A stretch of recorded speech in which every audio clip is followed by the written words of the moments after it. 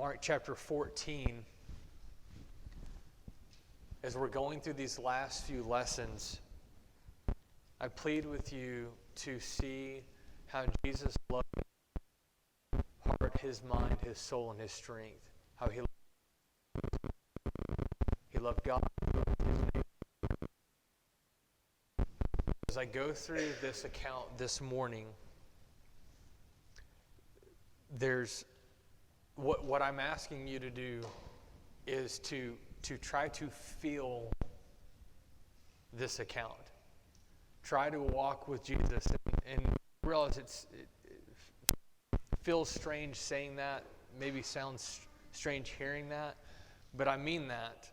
It's good to know what Jesus did, but you need to let it sink in and feel what he did. I had the blessing this week as I continued to go through these gospel accounts and try to harmonize them. It was such a gift to put it all together again, and then I just got to sit back and hit play, and I walked through this next section. So, Mark chapter 14, and I'll begin reading verse 32. Mark chapter 14, verse 32. And as they went to a place called Gethsemane, this is also John's account. We'll call it the garden, the mountain, or really more accurately, the Mound of Olives.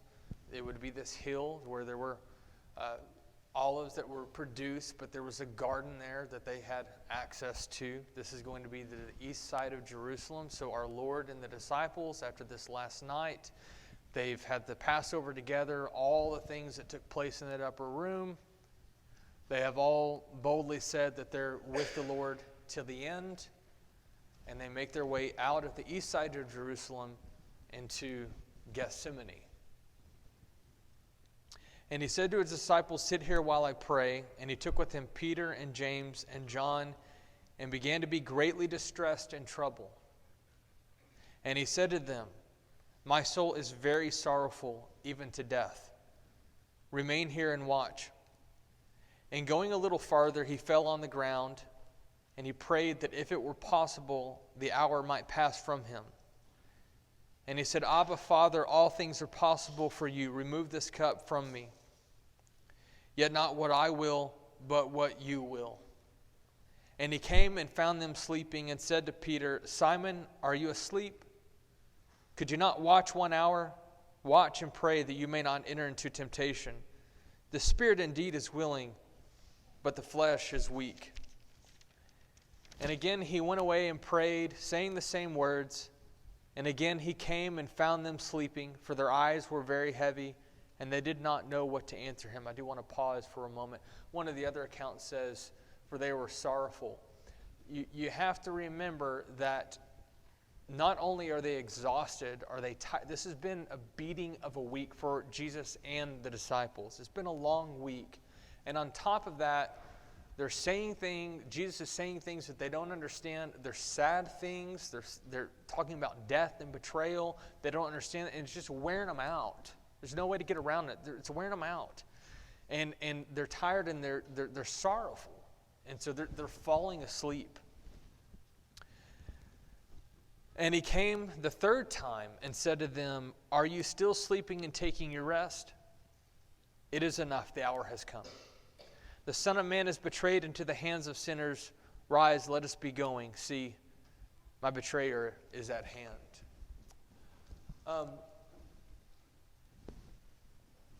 Both Luke and John will teach us that while Jesus was in this area, in Jerusalem, that they would go to the garden. And this is a place that he and his disciples would go and they would pray to retreat from the people, from the masses. Now this is also important and helps us to understand that whenever Judas betrays Jesus, he's betrayed him for 30 pieces of silver, that he's the one that knows what's going on. He knew that they were in the upper room. I don't know if Judas knew that they were going to go to the garden, so perhaps Judas tried to lead, as we're going to see in a moment, all these soldiers in this crowd to that home at first, and it didn't find him there, and then he went to the garden. But the point is, Judas knew. He knew where they would be. He knew what their pattern was. And this is where Jesus, think about this is a place where Jesus would go to retreat and pray to God. This is the place. And just to appreciate whenever Jesus tells his disciples how hard this is and how sorrowful it is, we have to allow him to be man. And here's how tough this night was for him. Luke's account says, and there appeared to him an angel from heaven strengthening him, and being in agony, he prayed more earnestly, and his sweat became like great drops of blood falling down to the ground.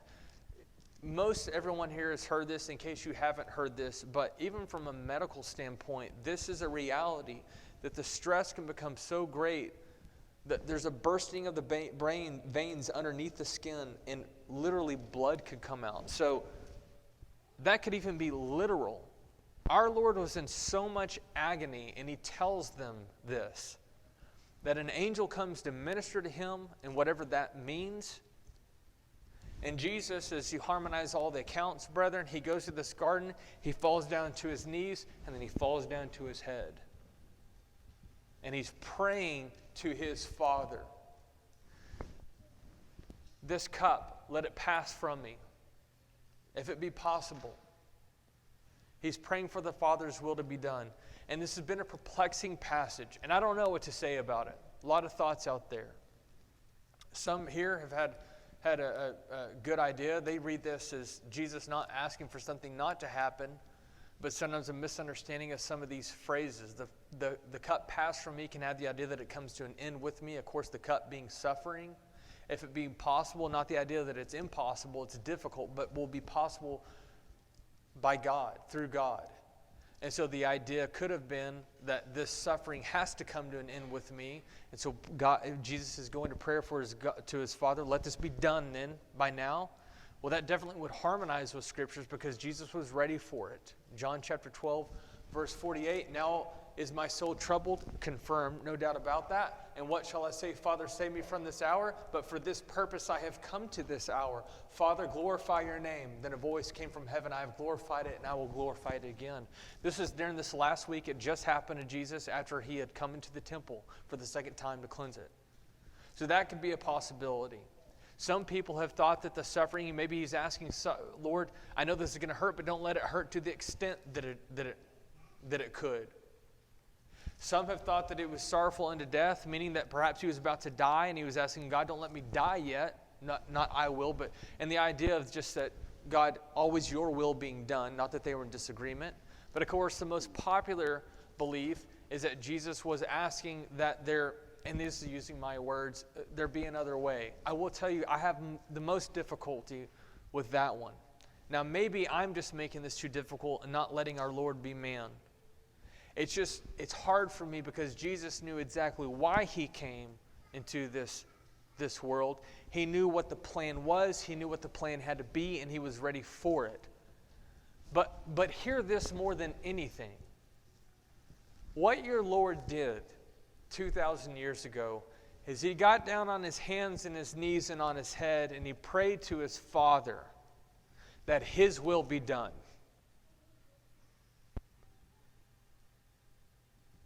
And we understand what's implied. If his will be done, do you know what that meant for Jesus? That's what you need to get more than anything through this. Jesus goes 3 times and finds his disciples sleeping. Indeed, the spirit is willing, but the flesh is really weak. And it's interesting, he calls out Simon. And I wonder if he does that, and if the gospel accounts record that, because out of all the disciples that was so sure that they would be with the Lord to the end, it was Peter. And yet here he is sleeping yet again. And Jesus has prayed also, you need to pray that you're not going to fall into temptation. Do you remember how Jesus told Peter, Satan has what? He's asked for you. He's asked to sift you like wheat, Peter. Stay alert. This one person, I wanted to share this with you. I've got it in quotation. This did not originate with me. He says, he, that is referring to Peter, is willing to fight with physical sword for Jesus, but too sleepy to fight with spiritual weapons of war. We are called to pray like Jesus, but typically wind up praying like Peter. There's spiritual battles that are going on, brethren, all the time. We talked about it in this morning's class. Prayer is part of that armor. Ephesians chapter 6. It's real. It's powerful. That's why Jesus was in prayer to God. It's not just something we do to be polite or just seem to, so that we look religious. It's what real people do who trust in God. Abba is an Aramaic term of endearment that the Jews generally felt too familiar to use in reference to God. Vine says, Abba is the word framed by the lips of infants and betokens unreasoning trust. I don't mean this in a disrespectful way, but we see it in even our own culture, grown men calling their fathers daddy. And I think that's the concept. There was the more formal, and then there was the more closer, endearing Abba.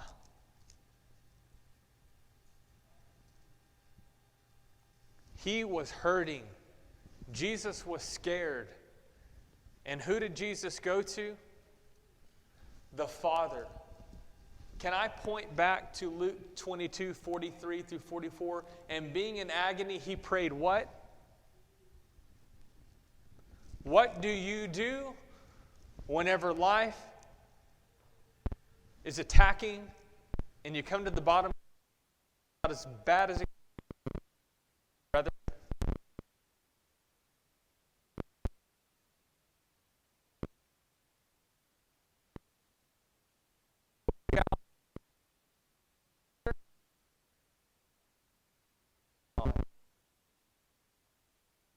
Jesus goes back, and 3 times he's finding those guys sleeping.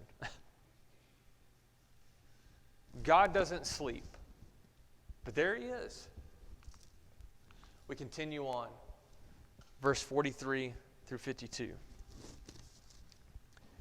And immediately while he was still speaking, Judas came, one of the 12, and with him a crowd with swords and clubs from the chief priests and the scribes and the elders. I want to pause for just a moment. I'm going to try to paint a picture for you. Your translation may say he comes with a band of soldiers. Now, that can refer to that would typically refer to 600 soldiers.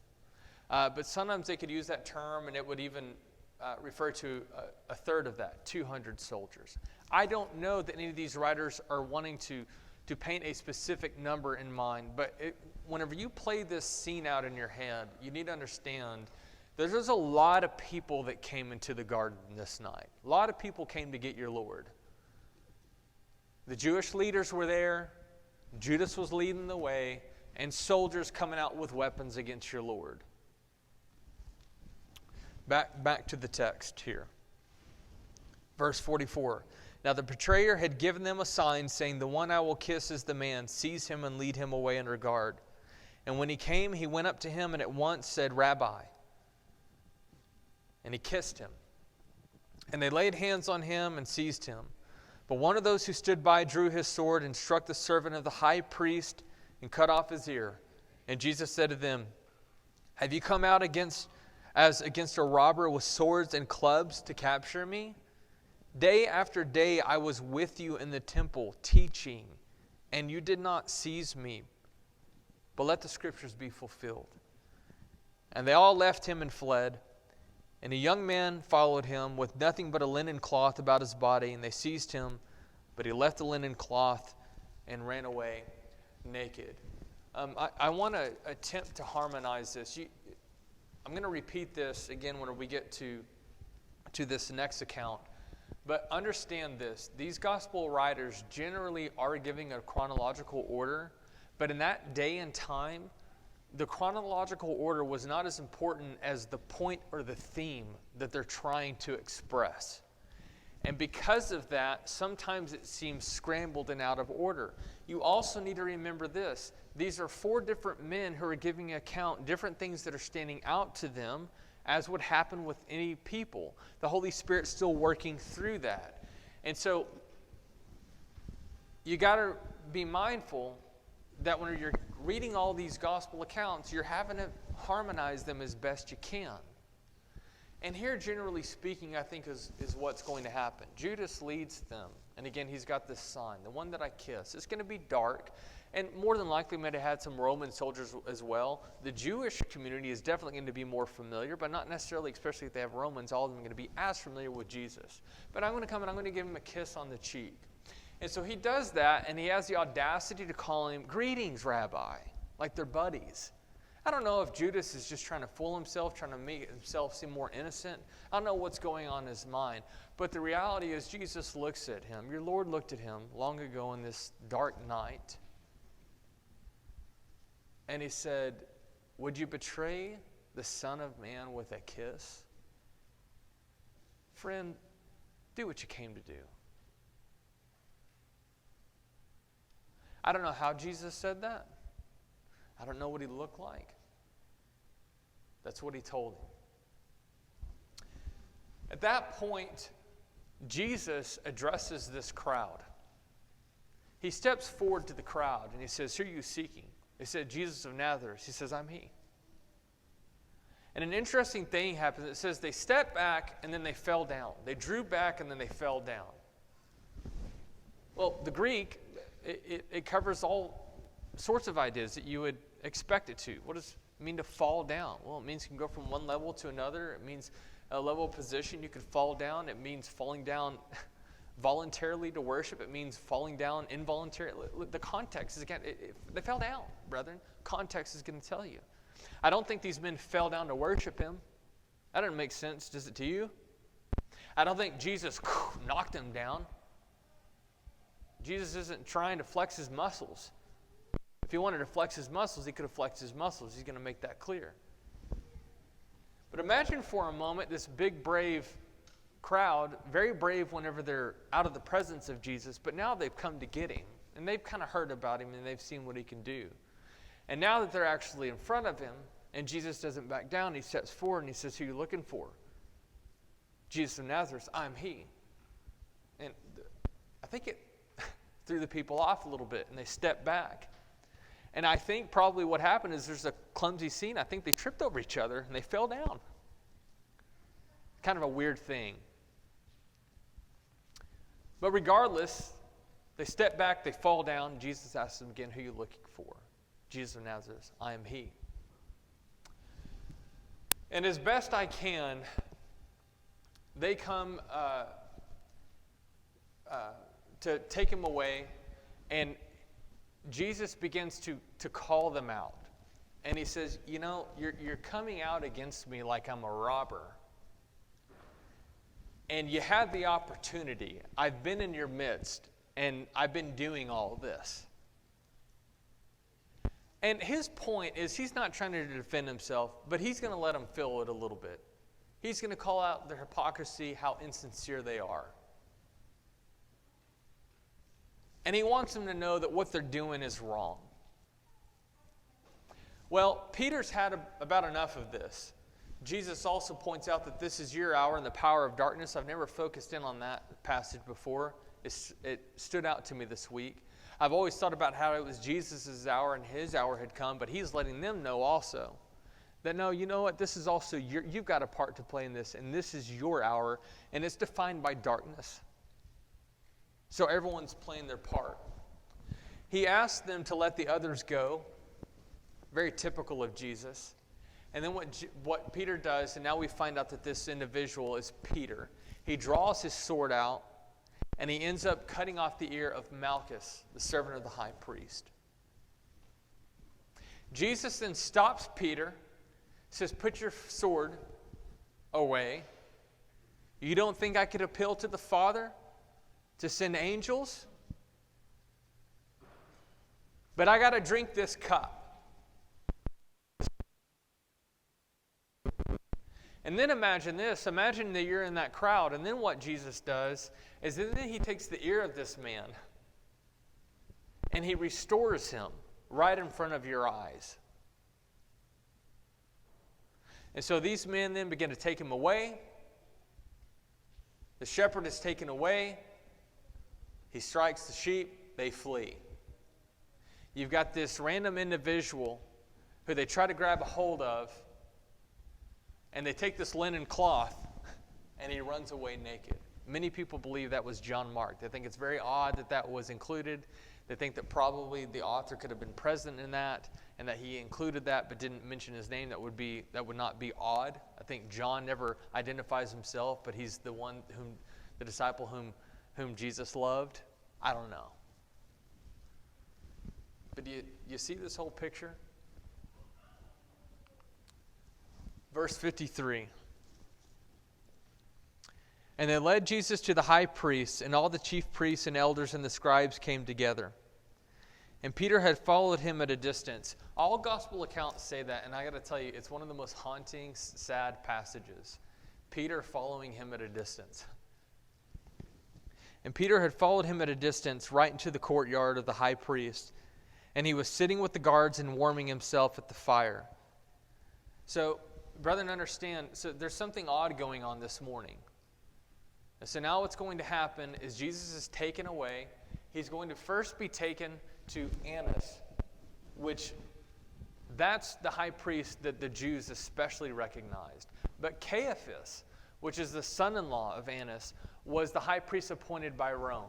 But what they're going to do is they're going to take him to Annas. And more than likely, Annas and Caiaphas probably lived in the same area. And so there's a courtyard, and you're going to have these servants, you're going to have these soldiers, and it's in the middle of the night, it's late morning hours. And here now, Peter they all fled, but it didn't go too far away. And he's kind of like a coward, there's no other way to say it. He's just keeping at a distance and watching. He still wants to know what's going on. And they're going to enter into this courtyard. And whenever they enter in, they're also going to be able to see Jesus. Jesus is first going to go to Annas' home, and he's going to be questioned. And Jesus is hit for the way that he answers Annas. He's asked if he's done any wrong. And then Annas is done with him, and then he sends him over to Caiaphas' quarters. And this is the account that we're reading right now. And what you're going to have is this kind of odd, like soap opera effect, where it's going to go back in between Jesus and his trial, and then Peter out in the courtyard. So I want to just explain a little bit of that as we read through. And so Peter had followed him at distance right into the courtyard of the high priest, and he was sitting with the guards and warming himself at the fire. Now the chief priests and the whole council were seeking testimony against Jesus to put him to death, but they found none. For many bore false witness against him, but their testimony did not agree. And some stood up and bore false witness against him, saying, "We heard him say, 'I will destroy this temple that is made with hands, and in 3 days I will build another not made with hands,'" which that's not accurate. He didn't say that he just said destroy this temple. It was implied, you're going to destroy this temple. Anyways, yet even about this their testimony did not agree. And the high priest stood up in the midst and asked Jesus, "Have you no answer to make? What is it that these men testify against you?" But he remained silent and made no answer. Again, the high priest asked him, "Are you the Christ, the Son of the Blessed?" And Jesus said, "I am. And you will see the Son of Man seated at the right hand of power." That's Psalm 110, verse 1. "And coming with the clouds of heaven." This is pulling from Daniel chapter 7. This one who is like a son of man coming in the clouds, and he's been given this authority and this government. And he's at the right hand of God. Psalm chapter 110. Clear messianic references. Do they get it at the time? No. And the high priest tore his garments and said, "What further witnesses do we need? You have heard his blasphemy. What is your decision?" And they all condemned him as deserving death. And some began to spit on him and to cover his face and to strike him, other accounts, and to punch him and say to him, "Prophesy." And the guards received him with blows. So here he is, and they're doing this illegal trial. And it was really interesting as I was reading about this, even from just a traditional standpoint, rules they put in place. They broke something like 12 of their own rules. This is a completely illegal trial. But these people are so convinced that he's not who he says he is. They're so prideful that they believe that the ends justify the means. And so here it is, and we're going to try to, even false testimony. Hey, you know what? We got to get it.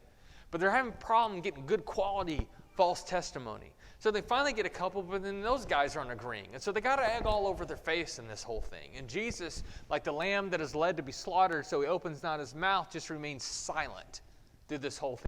It's driving him crazy. And he won't defend himself. But then they finally say, but he's not backing down. Are you the Christ? And he says, I am. One of the other accounts, you have said so. That's right. That's exactly who I am.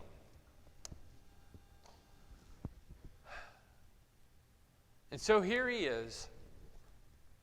He's inside. He's already been hit at least once before. And now what these people begin to do to him is to play with him. And that's the term that comes in my mind. They're spitting on him. They're laughing at him. They're slapping him. And here's the fun little thing that they do with Jesus. Then they begin to cover his face, and they start hitting him. And they go, hey, why don't you prophesy and tell us, who was it that hit you? Who was it that hit you? And then the guards take him, and they're no weaklings, and they receive him with blows. Verse 66. And as Peter was below in the courtyard, one of the servant girls of the high priest came. Now we find out that Peter's with another disciple, and we believe it probably to be John.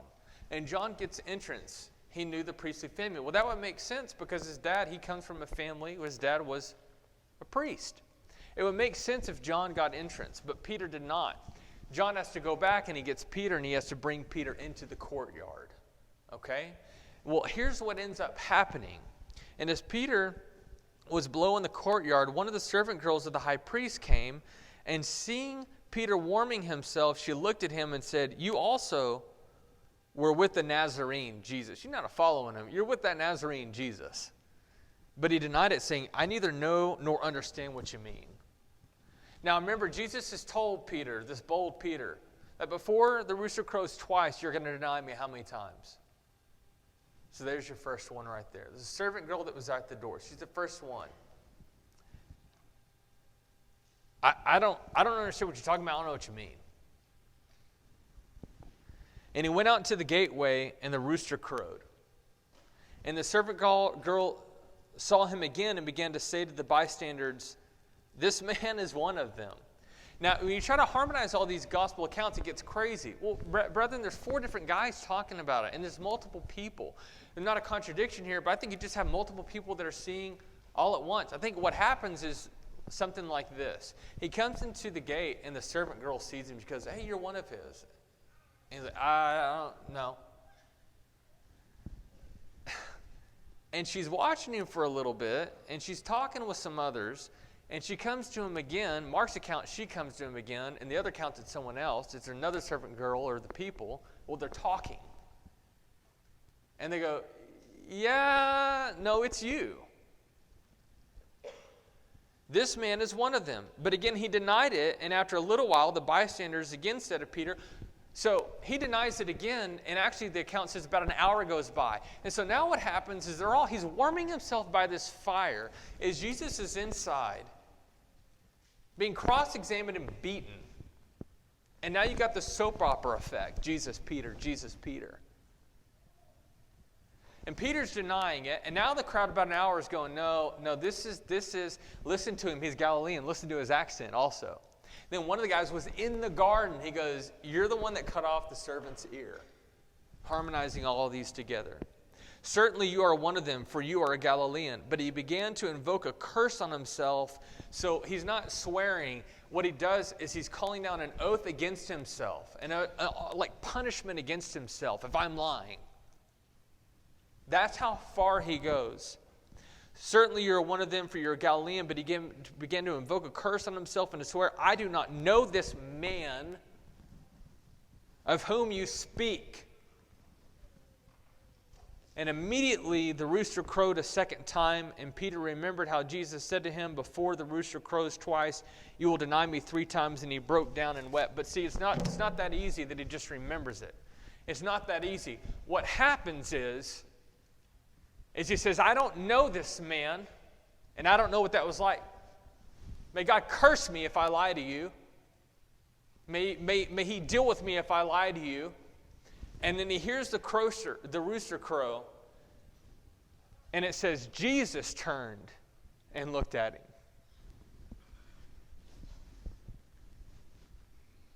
Now let that sink in a little bit. There's a lot of places my mind goes with that. The most obvious one is the guilt.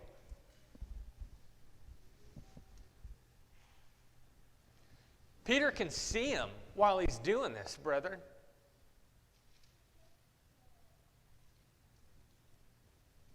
I don't know what hurt more for Jesus at that point. The blows or the betrayal. And Peter, for the first time, is starting to feel something. But let me go another level on this one. Because that look, I see total love and compassion. Because what that also tells you is that while Jesus had his own problems, and while he was being beaten, he was thinking about Peter on the outside. And when the rooster crowed, his mind was still on Peter.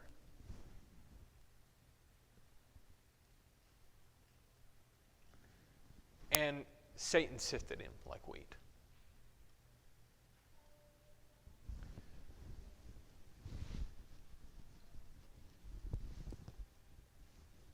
You know, it's powerful playing this out, because this isn't a movie. This isn't some storytell. This happened.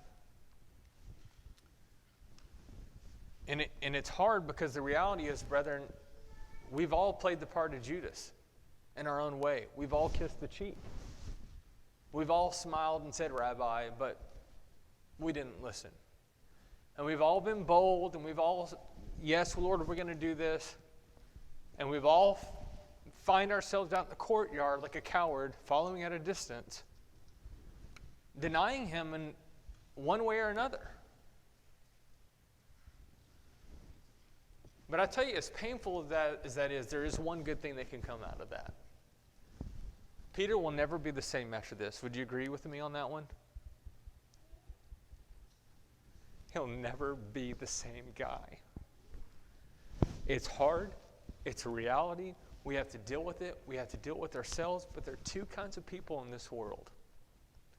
Those who humble themselves to God like Jesus did and realize, of course, one thing Jesus never had to do, they're wrong, and then come back to him after we've been sifted. And then those who go and spiritually hang themselves. Which are you going to be? So I pray that if you find your state is one of betrayal this morning, that you deal with it. Let Jesus Christ turn and let him look at you. And let it sink in. But have faith with what he can do with that. Do you need help? Do you need to respond? Won't you come to the front as we stand and we sing?